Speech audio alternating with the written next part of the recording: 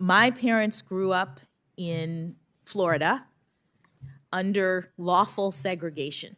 And what that means is that when they were coming through middle school and high school, they were not allowed to go to school with white students. This is in the era before and right after the Brown versus the Board decision.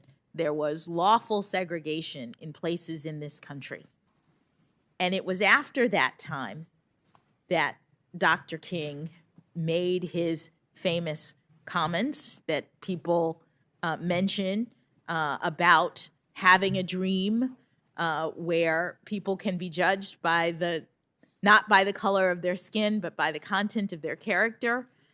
And I then was born in 1970, and the contrast between my reality growing up in Florida and my parents' reality growing up in Florida, like night and day in terms of the opportunities that were available to me that weren't available to Judge Motley, who is one of my role models in the law. And so what my being here, I think, is about at some level is about the progress that we've made in this country in a very short period of time, I would say. It seems like a long time, but one generation, we've gone from the reality of my parents' upbringing to the reality of mine.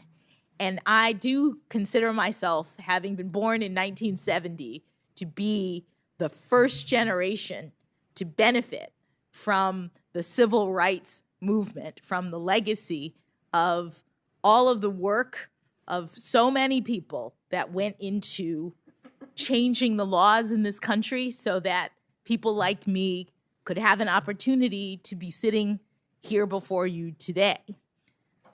What I would hope to bring to the Supreme Court is very similar to what 115 other justices have brought, which is their life experiences, their perspectives. And mine include being a trial judge, being an appellate judge, being a public defender, being a member of the Sentencing Commission, in addition to my being a Black woman, lucky inheritor of the civil rights dream.